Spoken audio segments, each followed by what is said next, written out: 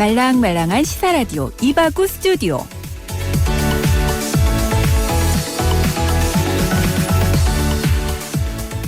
안녕하세요. 4월의 마지막 주말에 인사드립니다. 이바구 스튜디오 김민정입니다.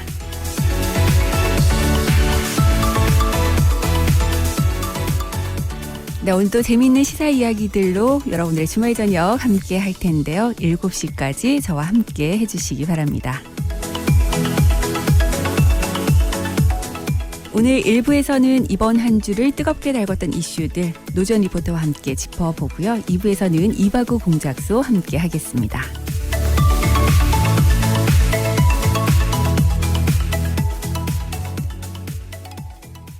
네, 오늘 이바구 스튜디오는 모노의 노래로 시작해 보겠습니다. 넌 언제나.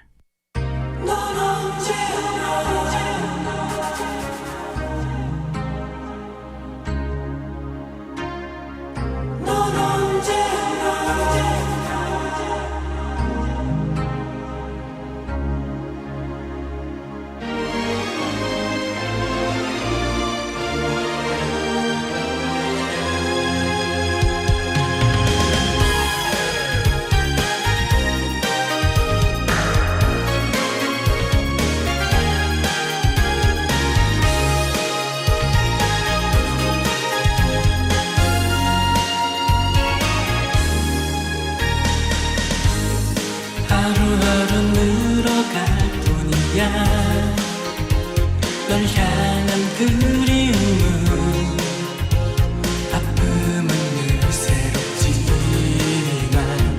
넌 너의 길을 가네. 원한다면 기다릴 수 있어. 난 그대로인 거야.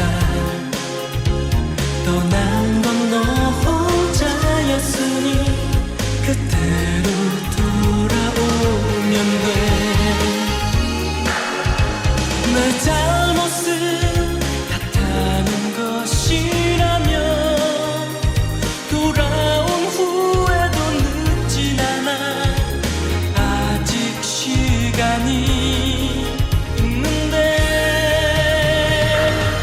내가 떠난 그 모습 그대로 머물러 있을 거야.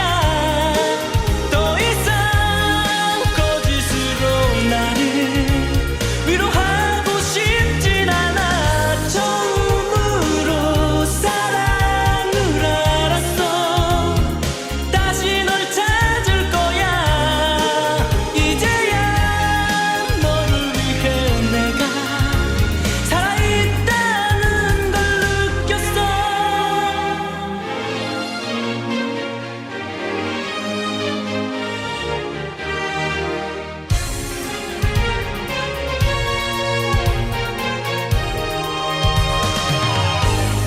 원한다면 기다릴 수 있어. 난 그대로인 거야.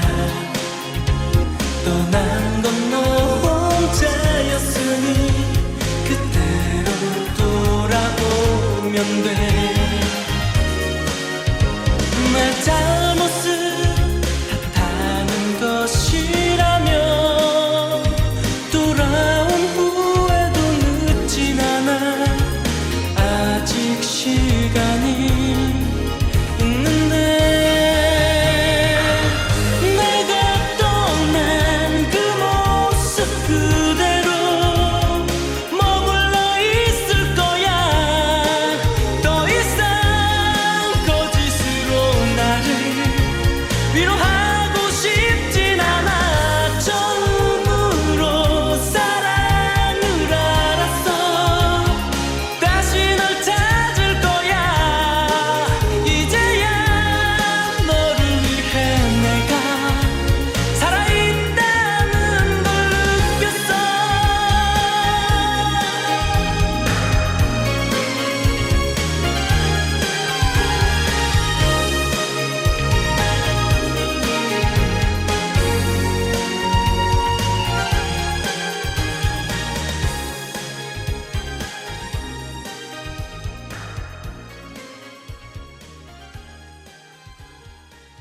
롯데 하이마트 명지점 4월 24일 그랜드 오픈.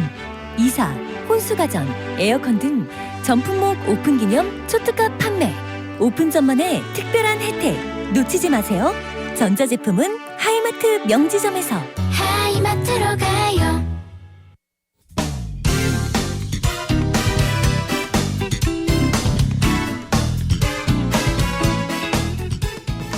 이번 한 주를 뜨겁게 달궜던 이슈들 어떤 것들이 기억나시나요? 2주의 키워드에서 자세하게 짚어보겠습니다. 노전 리포터와 함께합니다. 안녕하세요. 네, 안녕하세요. 네, 자 오늘도 코로나19 관련 소식으로 시작을 해볼까요? 네, 첫 번째 키워드 코로나19입니다. 네, 정부는 지난 19일에 지난 4주간 실시했던 강도 높은 사회적 거리두기를 완화한다고 밝혔습니다. 네. 5월 5일까지는 사회적 거리두기의 근간을 유지하면서 일부 제한을 완화하겠다고 했는데요. 종교시설과 같은 4대 밀집시설에 대해서는 방역 지침 준수 명령을 유지하지만 운영을 중단하는 강력한 권고는 해제합니다. 네. 그리고 자연휴양림 같은 위험도가 낮은 공공시설은 운영을 재개했고요. 채용시험도 방역수칙을 철저하게 지킨다는 준수한다는 조건으로 시행하기로 했습니다. 네. 또 사회적 거리두기가 조금 느슨해지는 그런 분위기인데 그러니까요. 네, 국내 신규 확진자는 뭐 엿새째 10명 안팎이지만 마음 놓기는 이릅니다. 다 나았다고 했는데 다시 양성 판정을 받는 환자가 계속 나오고 있고요. 또 무증상 감염도 잇따르고 있는 만큼 계속해서 주의가 필요한 상황입니다. 네, 강력한이란 단어가 사라지긴 했지만 어쨌든 사회적 거리두기는 지금도 계속 유지가 돼야 되는데 일단은 그 강력한이란 단어가 사라져서 그런지 그동안 침체됐던 리조트라든지 호텔의 예약이 늘고 있다. 뭐 이런 소식이 들리더라고요. 네. 아무래도 다음 주 이제 황금 연휴가 시작되잖아요. 그렇죠. 이 때문에 여행 계획 세우고 계신 분들도 참 많아진 것 같아요. 네, 다음 주에 부처님 오신 날부터 본격적인 황금 연휴가 시작되죠. 그렇죠. 네. 사회적 거리도 완화되면서 황금 연휴 기간에 방역에 구멍이 뚫릴지 긴장되는 상황입니다. 네. 이 기간에 제주도나 강원도를 찾는 관광객이 크게 늘어날 것으로 보이는데요. 네, 현재 코로나19 사태 이후로 제주도를 찾는 관광객은 지난해 절반 수준으로 떨어졌습니다. 하지만 다음 주부터 시작되는 연휴 동안에는 이 제주를 찾는 관광객이 18만 명 정도로 추산되는데요. 이에 따라서 제주도에는 코로나19 방역에 비상이 걸렸고 도지사까지 나서서 여행 자제를 부탁하고 있습니다. 네.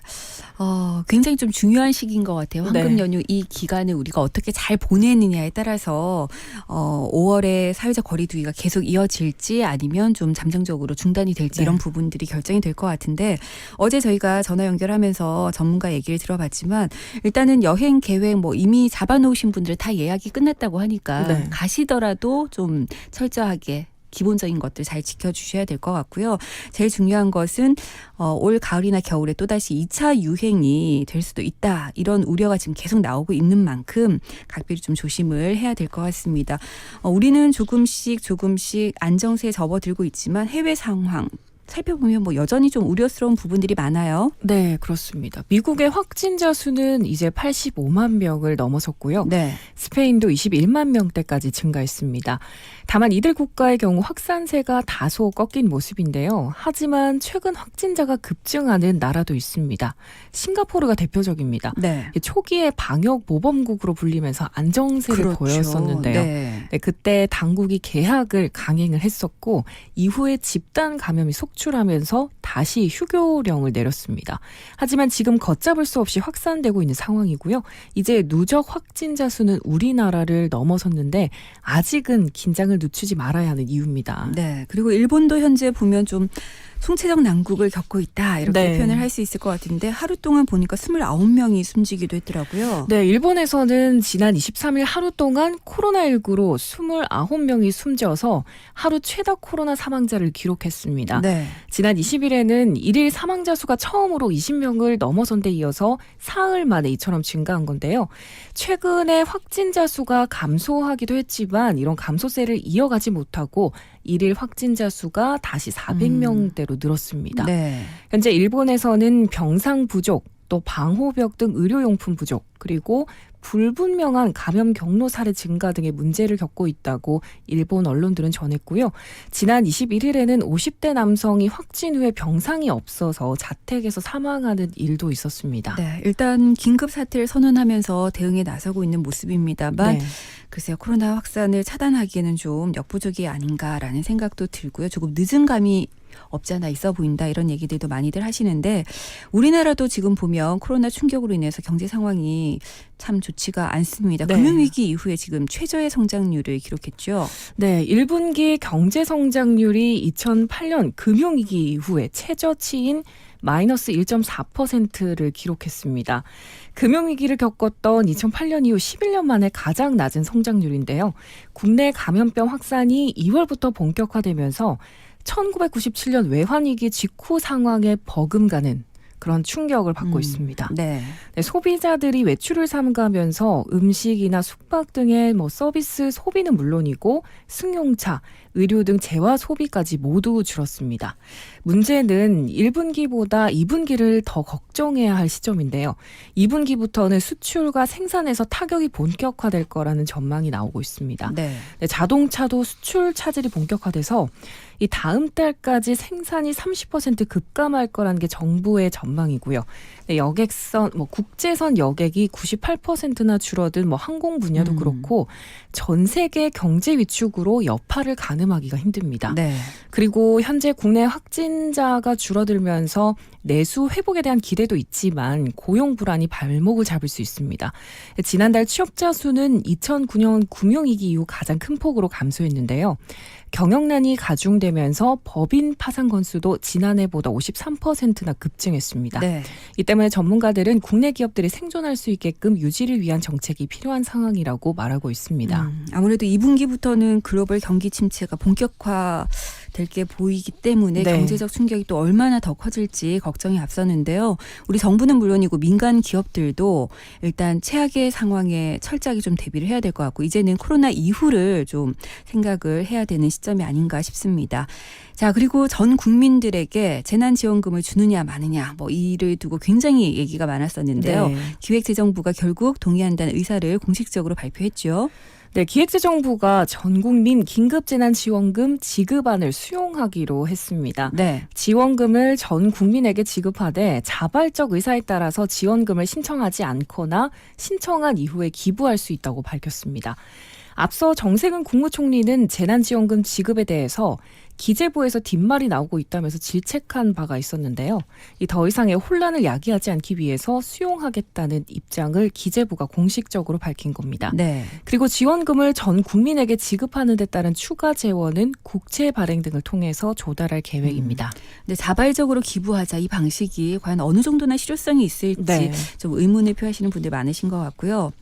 그렇기 때문에 당정 협의를 통해서 좀 충분하게 장단점을 논의하고 합리적인 결정을 내놨으면 좋겠다라는 생각이 듭니다. 그리고 이름이 일단 긴급재난지원금이잖아요. 긴급하게 필요하신 분들에게 좀 빨리 지급이 됐으면 좋겠다라는 생각도 덧붙여보고요.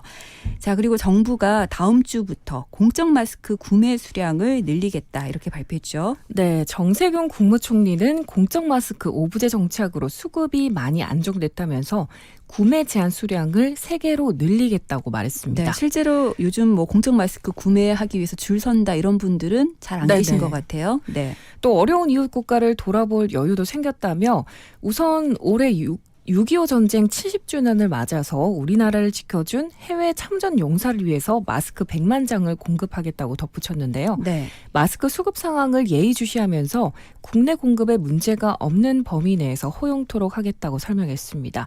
그리고 정 총리는 이와 함께 오는 27일부터는 자가격리 위반자 관리에 안심밴드를 도입하고 앱 기능도 고도화할 예정이라고 밝혔습니다.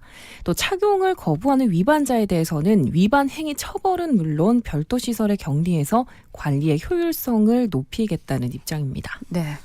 여러분들 아직까지는 사회적 거리두기가 필요한 시점이라는 것 또 한 번 강조를 해드립니다. 그렇기 때문에 마스크 착용도 반드시 하셔야 되고요.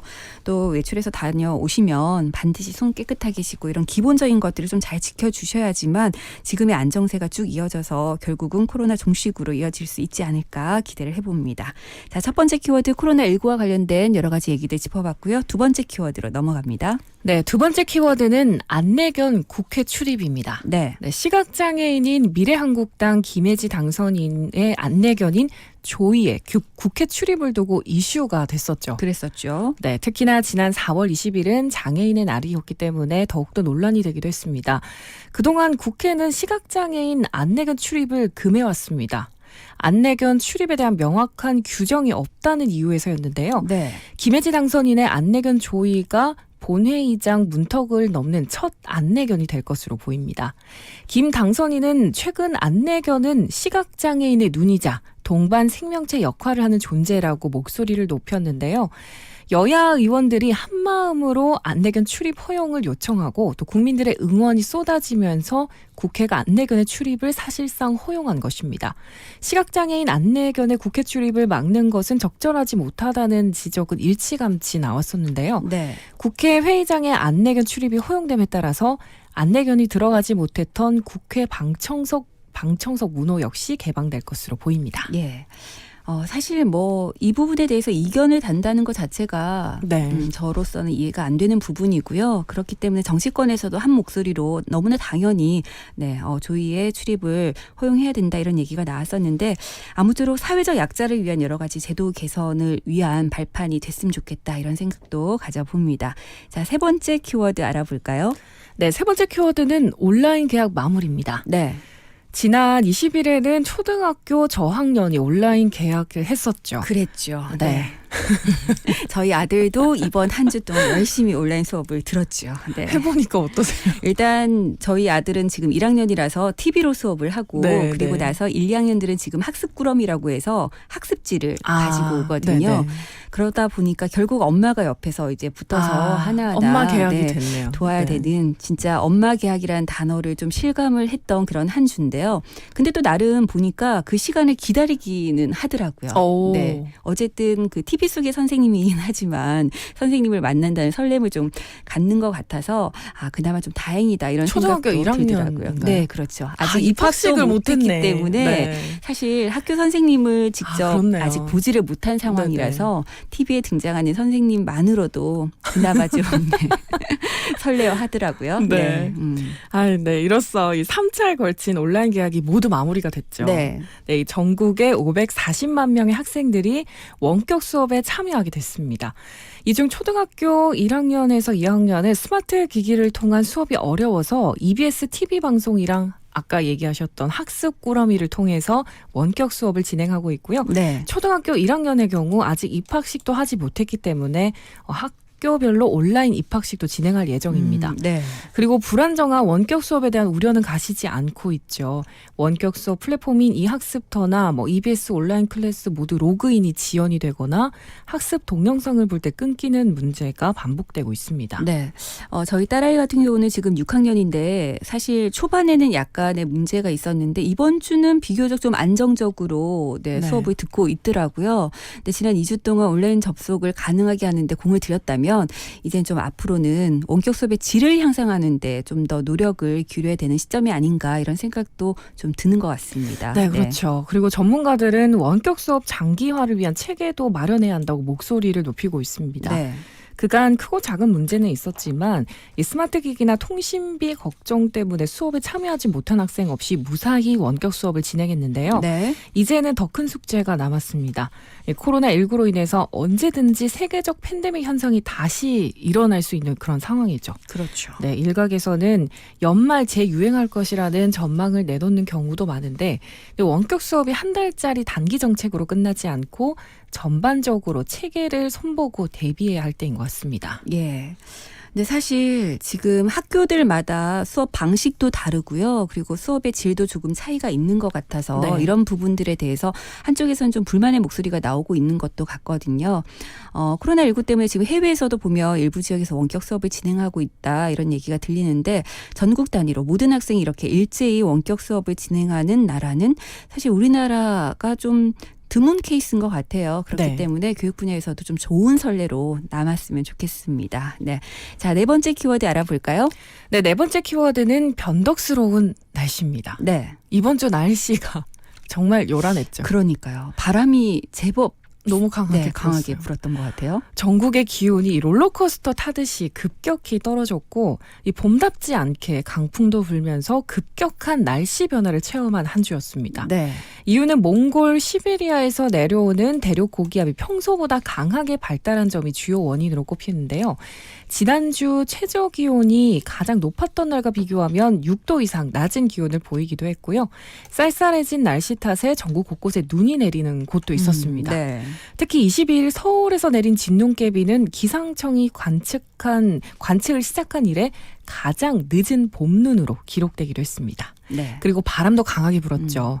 지난 21일에는 서울에서 최대 순간 풍속이 초속 17m를 기록하면서 이 태풍 링링의 영향권에 든 지난해 이후 가장 강한 바람이 불었습니다. 네. 글쎄요, 뭐 당분간도 좀 변덕스러운 날씨가 이어질 수도 있을 것 같다라는 생각이 들어서 여러분들 봄 마무리하기 전에 건강 관리 잘 하셔야 될 것 같습니다. 자, 이번 한 주의 키워드 여기까지 짚어보겠습니다. 노주현 씨 고맙습니다. 네, 감사합니다. 네, 이바구 스튜디오 1부도 마무리하겠습니다. 원어원의 봄바람 보내드리고 저는 잠시 후 2부에 다시 오겠습니다.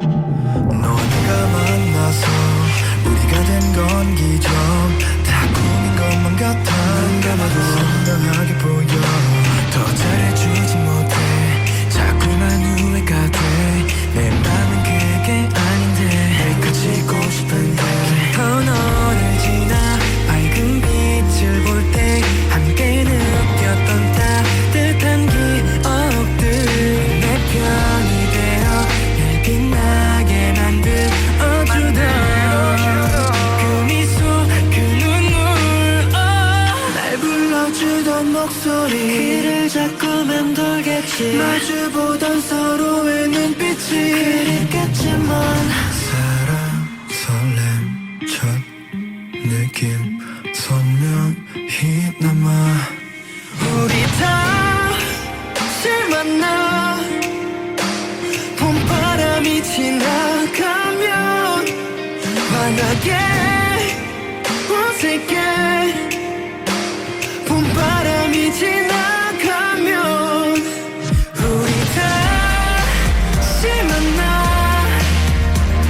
봄바람이 지나가면 한 번 더 안아줄게 봄바람이 지나가면 그때라면 미안 늘 받기만 한 것 같았어 고마워 아름다워져서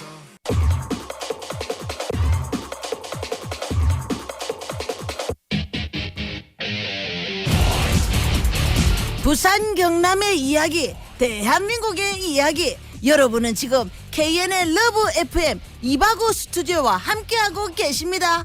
이곳저곳 이야기 속 시원하게 해져 있어.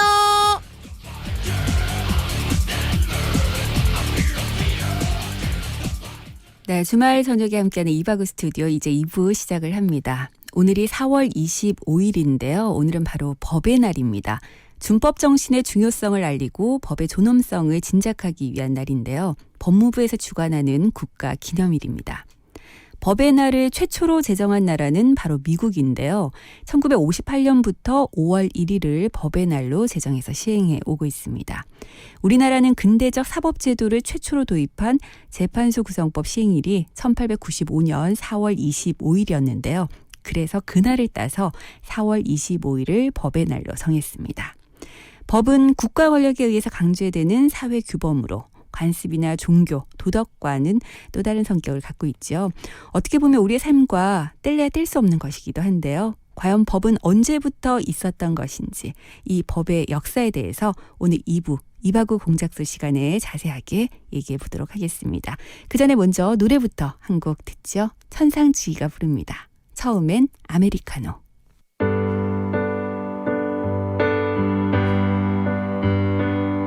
My love 달콤한 꿈처럼 그대 보아요 처음엔 with you 작은 설레임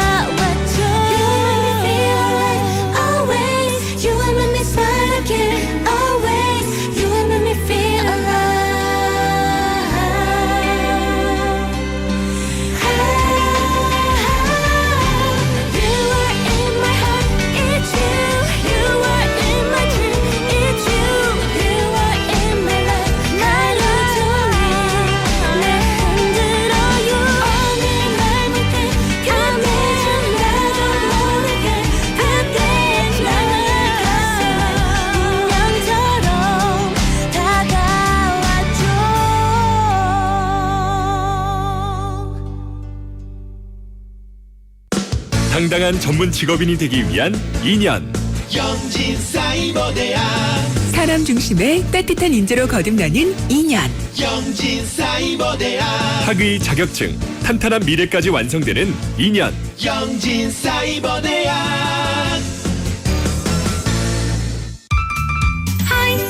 하이퍼스 반가워요 하이퍼스 하이퍼스 사랑해요 하이퍼스 중학교 접실 가구, 업소용, 야외용, 인테리어 가구까지 잘 나가는 가구 하이퍼스. 잘 나가는 가구 하이퍼스. 마침내 해운대 투자에 정점을 찍다. 해운대 중심 군함로 오션뷰와 34층 대형 인피니티 풀, 프리미엄 생활형 숙박시설 군함로 엘본 더스테이. 당신의 상상은 현실이 됩니다. 문의 1577-4961 시공 선원건설. 네, 이바구 스튜디오 광고 듣고 왔습니다. 이제 이바구 공작소 함께 할 텐데요. 앞서 말씀드린 대로 오늘 4월 25일 법의 날을 맞아서 우리나라 법의 역사에 대한 이야기 해보려고 합니다. 사실 사람들이 함께 모여 살기 위해서는 규칙이라는 것이 절대적으로 필요하죠. 우리나라 역사에서 처음으로 법이 등장한 것도 최초의 국가인 고조선부터 출발을 하는데요. 지금처럼 엄청나게 복잡한 형태의 법률은 물론 아니었죠. 아주 기본적인 규범으로 구성된 8조법이라는 게 있었습니다. 모든 내용이 다 전해지면 좋겠지만 지금까지 전해져 내려오는 건 3개 조항인데요. 어떤 것들이 있는가 하면 일단 사람을 죽인 자는 즉시 사형에 처한다. 남에게 상해를 입힌 자는 공물로 배상한다. 남의 물건을 훔친 자는 노비로 삼되 용서를 받으려면 돈 50만 냥을 내야 한다. 이런 내용입니다. 들어보니까 좀 합리적인 내용이다라는 생각이 드는데요. 이 법을 보면 그 사회 분위기라는 걸 읽어낼 수가 있습니다. 법률의 내용을 보니까 고조선은 그 당시에도 일단 생명을 중시하던 사회구나라는 걸 알 수가 있고요. 곡물이나 화폐를 주고받는 것으로 봐서 사유재산이 인정되는 사회였다. 이것 또한 알 수가 있습니다. 그리고 삼국시대에는 율령제라는 것이 도입이 되는데요. 고조선이 멸망한 이후에 다수의 부족 국가가 설립이 되면서 작은 국가들이 엄청 많이 생겨났지만 그중에서도 이 율령제를 도입해서 중앙 집권 체제를 구축한 고구려와 백제, 신라가 강국이 되면서 삼국시대가 된 겁니다. 당시의 율령은 국가체제의 안정과 신분질서 유지를 위해서 공법체계에 치우쳐 있었기 때문인데요. 개인 간의 관계에 대한 사법은 그다지 발달하지 않았다고 합니다. 개인과 개인 간에 문제가 생기면 그냥 서로 합의에 맡겼던 걸까? 뭐 이런 생각도 드는데요. 그리고 이 시대에는 각 지방의 관리들이 사법기관의 역할을 맡았다고도 하지요. 하지만 고려시대에 넘어오면서 법률의 집행과 재판이 중앙기관으로 넘어오게 됩니다. 고려시대에는 총 71개조로 된 형법, 이른바 고려율이 있었는데요. 일상생활과 관련된 것은 전통적인 관습법을 따랐다고 합니다.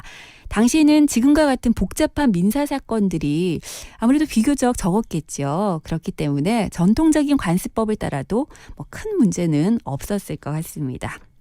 네, 이바구 공작소 우리나라 법의 역사에 대한 이야기 나눠보고 있는데요. 여기서 노래 한 곡 듣고 와서 다음 이야기 계속 이어가 보겠습니다. 박선주가 부릅니다. 오즈의 마법사.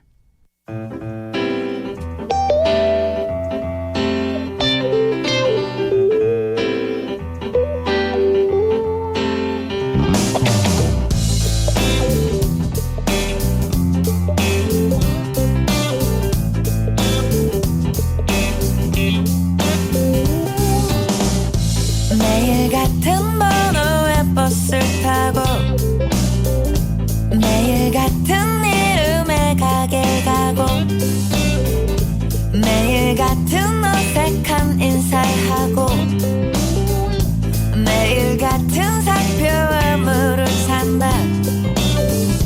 매일 가득 찔린 남의 얘기와 매일 가득 실린 연애 기사와 매일 가득 밀린 내 일거리와 매일 가득 쌓인 내 영수증과 돌아보고 돌아봐도 꿈이면 좋을래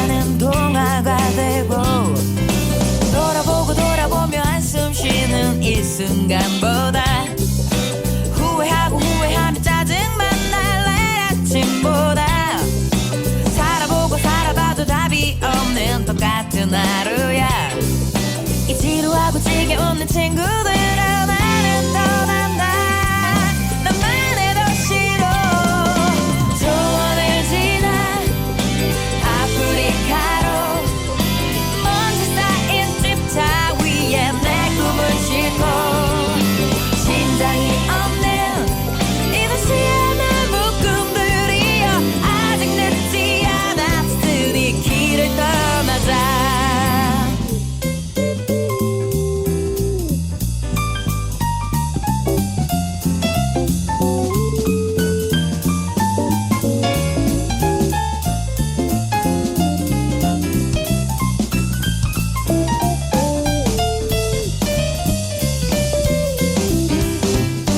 살아보고 살아봐도 답이 없는 똑같은 하루야 이 지루하고 지겨운 내 친구들아 나는 떠난다 너만 해도 싫어 조원을 지나 아프리카로 먼지 쌓인 집차 위에 내 꿈을 싣고 심장이 없는 이 도시의 내 물품들이여 아직 늦지 않았으니 길을 떠나자 마법구두와 허수와 비와 겁쟁이 사자라 해도 나는 떠난다 심장이 없는 이 도시의 내 물품들이 2020년 4월 23일 17시 우리나라 전 지역에 산불재난 국가일기경보가 주의에서 경계로 상향 발령되었습니다.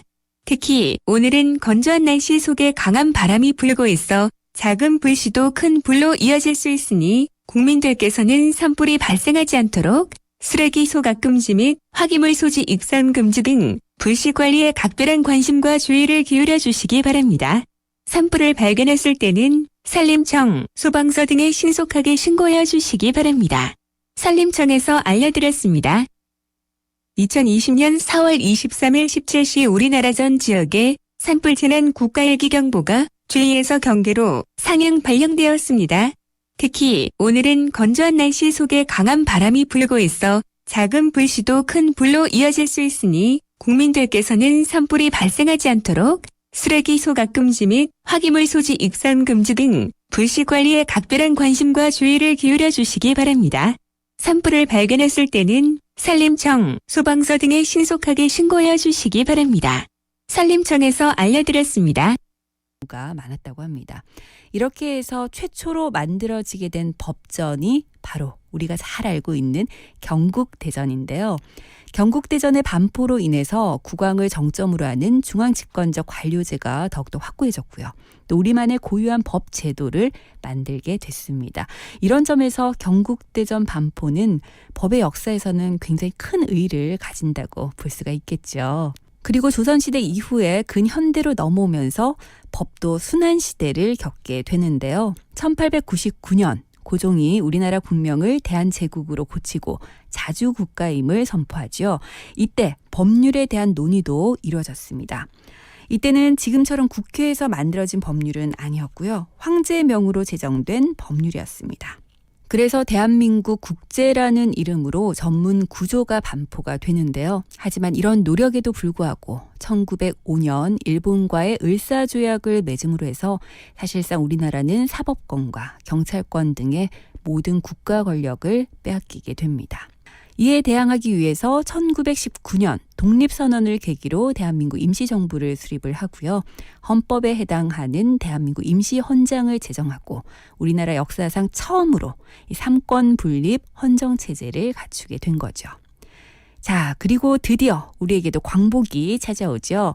광복 3년 뒤인 1948년 7월 17일 삼권 분립 원칙을 따른 제헌헌법이 공포가 되면서 현재 우리가 사용하고 있는 헌법의 토대가 마련이 됐습니다. 7월 17일 제헌절이 바로 이날을 기념하기 위한 날이죠. 지금까지 우리나라 헌법은 모두 9차례 개헌됐는데요. 진정한 민주화를 위한 많은 사람들의 노력 끝에 1987년 10월 29일 대통령 직선제와 5년 단임제를 골자로 한 현행 헌법이 마련이 됐습니다. 우리나라 법의 역사 속에는 민주주의 역사와 대한민국이 추구하는 가치가 잘 담겨져 있는데요. 법의 날을 맞아서 우리나라 법의 역사 이바구 공작소 이 시간 통해서 자세하게 살펴봤습니다.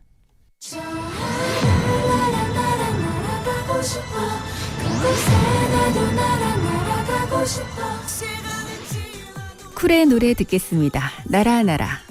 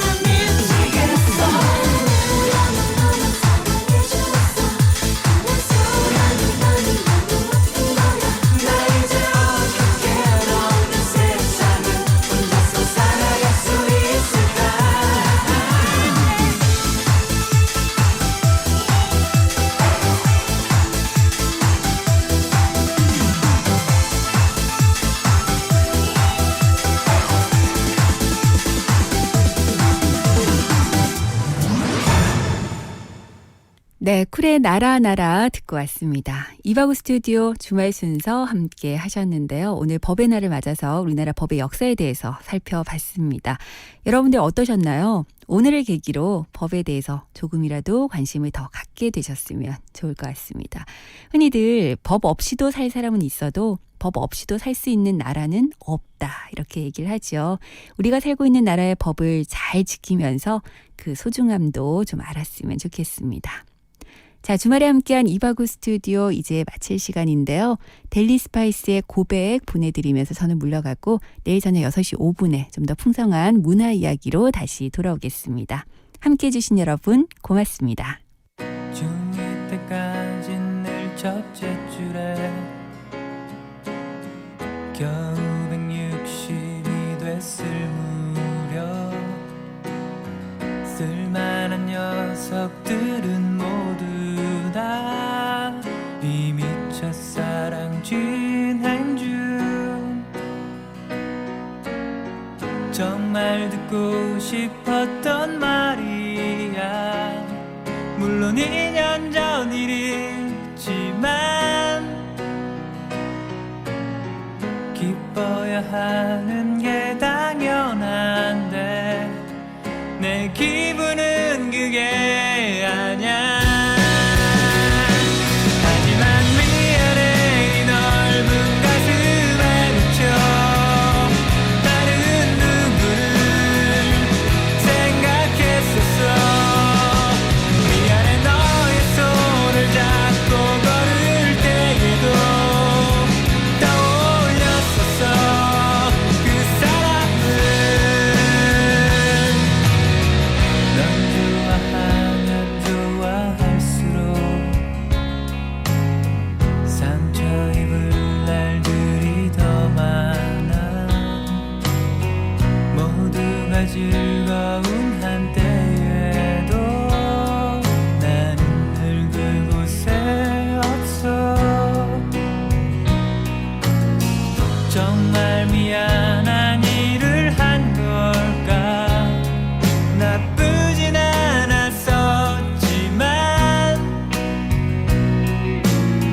친구인 채였다면 오히려 즐거웠을 것만 같아. 하지만 미안해 이 넓은 가슴에 묻혀 다른 누구를 생각했었어. 미안해 너의 손을 잡고 걸을 때에도 떠올랐었어 그 사람이.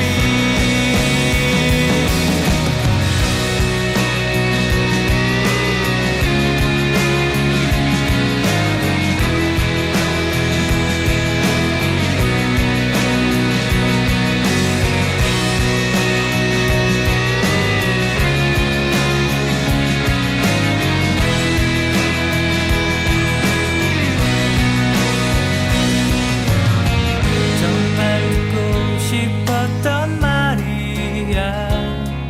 물론 2년 전 일이지만 기뻐야 할